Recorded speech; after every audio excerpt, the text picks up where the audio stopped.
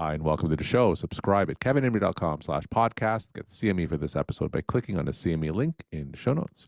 Today, we welcome back Corinne Sundar Rao. She's an internal medicine physician, and her KevinMD article is titled The Kentucky Derby, Factors That Contribute to Winning the Most Prestigious Horse Race in the World, and What Medical Training Can Learn from Them. Corinne, welcome back to the show. Thank you for having me, Kevin. I'm excited to be back.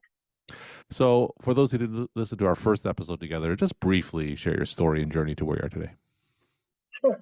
So, I've been internal medicine physician for over 20 years, and I've practiced pretty much the entire breadth, inpatient, outpatient. Last few years, I've been a hospitalist, and over the last couple of years, I'm independently contracting and I'm not employed. And to that end, I also have my own startup that helps other physicians to do the same. So that in a nutshell is my story. All right, excellent. And you wrote about parallels between the Kentucky Derby and medical training. So let's talk about this article a little bit. But before you do, just what got you thinking about that connection? So yeah, it seems unlikely, like what would that have to do with medicine? But for one thing, I've always been fascinated by the Kentucky Derby. Don't ask me why. I don't really know a whole lot about horses, but I always kind of tune in to see what's going on every year. And I was thinking about this for even a couple of months prior to the Derby, that, you know what, we can actually have some parallels with medicine and the way medicine is going. And then the week leading up to the Derby, it was kind of a sad week, out of the usual for Churchill Downs.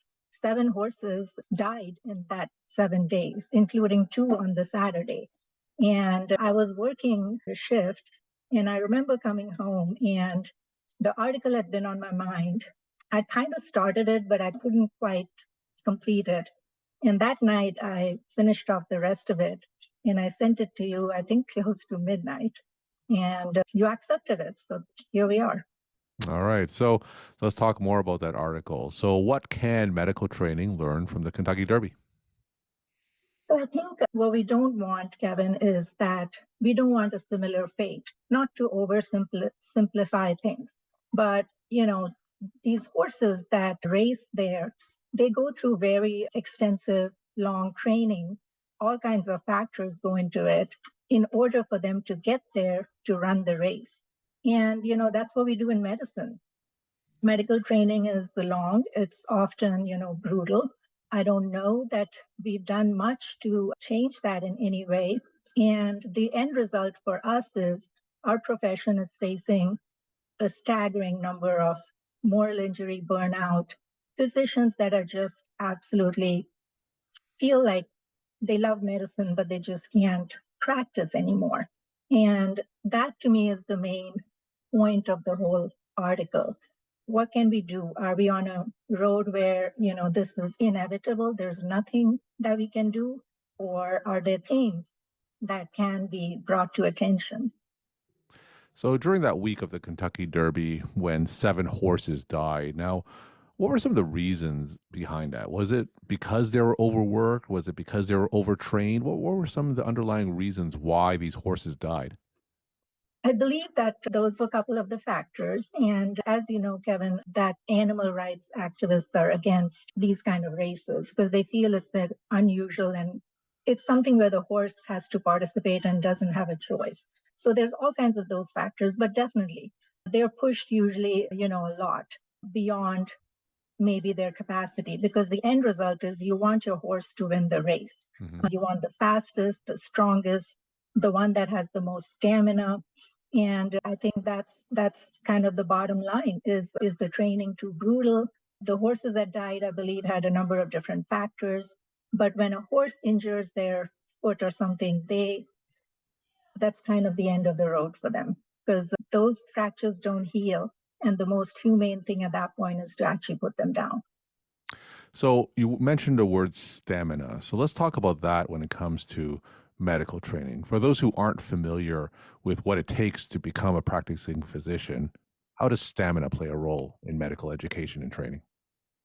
Stamina plays a huge role. It starts from before you even apply or get into medical school because you kind of have to keep up your stamina to study those long hours to get into medical school. And, I'm just going to throw this out there. 7% of people who apply actually get into medical school. So it's highly competitive. After that, there's 4 years of medical school. In some cases, there's 6 years programs as well. And then those years are packed with didactics, lectures, clinical training, and studying, like you're studying constantly. After that, you have to do residency. And that can be anywhere from 3 to 5 years, depending on your chosen specialty. And it just doesn't end there either. So you need a lot of stamina to get through these years of training, of study. And there's no breaks in between. You just have to keep going. If you take a break, that has to be explained. So it really isn't something that most med students, physicians want to do. Now, I know that you go to a variety of settings. Tell us what you're seeing from your fellow physician colleagues at various settings in terms of what they are telling you, what you are seeing when it comes to things like burnout and moral injury. What are you seeing? Kevin, I'm fortunate to get to know several physicians in different facilities because that's kind of what I'm doing. I'm not at any one place. What I'm seeing is it's the lack of autonomy. When physicians are employed, whether it be by a large corporate entity, a large health system, a hospital, you don't have any autonomy. And that I've seen, it always comes down to that. Lacking autonomy, being kind of a widget or a cog in a wheel, basically being told what to do, what your productivity measures are, what metrics you have to meet. These are the frustrating things, and absolute lack of flexibility in your schedule. So let's dive deeper. So when you say a lack of autonomy and a lack of flexibility in our schedule, or that we have to meet these certain productivity targets, so tell us a story. What exactly does that mean? So I'm talking, of course, from the hospitalist medicine standpoint. However, you can apply it to not just internal medicine. You can apply it to outpatient. You can apply it to other specialties. Bottom line, so just going back to hospitalist medicine, over the last several years, it's evolved to where a full-time job as a hospitalist is a 7 on, 7 off. Mhm. So you work 7 days, those are 12-hour shifts, and they could be a combination of, I don't know, nights, swing shifts, day shifts, whatever you have, and then you're off 7 days. So on the top of it, it sounds really enticing. Oh, you get 7 days off, like nobody does that. Well, let's pull back here. How many hours are we working here? You can't do anything that's normal stuff because you're there for 12 hours. And that cycle, because your life doesn't follow a 7 on, 7 off pattern. Birthdays, anniversaries, trips, important dates happen, illnesses happen, Mhm. and it doesn't follow a 7 on, 7 off pattern. So that's what I meant when I said lack of flexibility. And the autonomy part, as you know, when you're an employed physician, that's kind of what you're giving up. And the majority of physicians, I believe the number is somewhere around 70%, are currently employed in some way. So, what are some things that the Kentucky Derby is doing to help prevent these tragedies from happening? And is there anything that you could learn from the world of horse racing that is being applied to the medical field to help prevent these tragic circumstances? Yeah. So, there was a lot of attention, of course, with this year's race and negative attention, the kind they didn't want.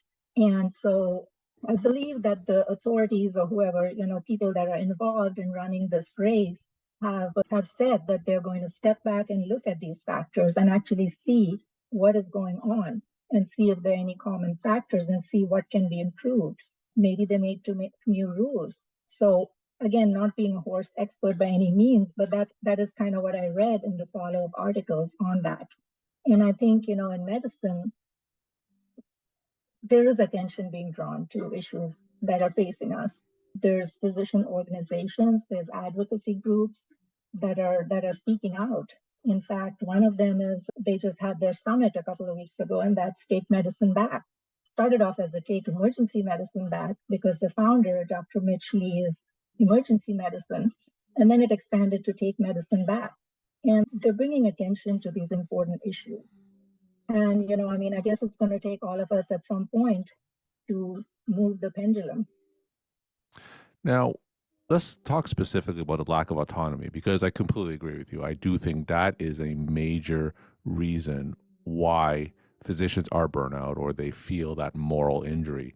Now, aside from policy solutions or relying on organized medicine and other physician organizations, what can individual physicians do? What can individual hospitalists do to take back that autonomy, especially if they're in an employed position? Yeah, so one thing is to look at, what situation you're in. Physicians tend to follow kind of a certain path. We are less inclined to take risks and to look outside the box. So a lot of physicians feel employment is the only way to go. And that is probably not true. I would be one to say it's not, and I was employed for many years. So I think you need to look at your situation and first ask, why are you employed? Is it the benefits? Is it the location? What is it? Is it the so-called security? Because actually, I mean, employed jobs are no more secure than part-time or PRN or locums. So I think you need to take a good, honest look at yourself and your situation and see what needs to change. As far as I think what you're really asking is, what can you do when you're already in that position? One, I think you need physician leaders. Your CMO or your medical director needs to be on board with having the interests of their team. If that doesn't happen, then I don't know that you're going to get very far. I think physicians, they could get together and say that this is what we don't like about our program. What can we do? What can we do to make things better for all of us? Do we have to follow this schedule? Could we do it this other way? That gives them some autonomy, some control, and makes them feel like they have a say. Most of the time, that's not the case. They have no say. We're talking to Corinne Sundar Rao. She's an internal medicine physician. Her KevinMD article is titled The Kentucky Derby, Factors That Contribute to Winning the Most Prestigious Horse Race in the World and What Medical Training Can Learn from Them. Corinne, tell us some of your take-home messages that you want to leave with the KevinMD audience. Kevin, I'd like to tell the audience that to live life on your terms. There's a lot of things that we cannot control. However, there's things that we can. So we need to start thinking outside the box. And the most important message from me is, let's start living lives on our terms. Corinne, thank you so much for coming back on the show, sharing your time and insight. It's been a pleasure. Thank you for having me.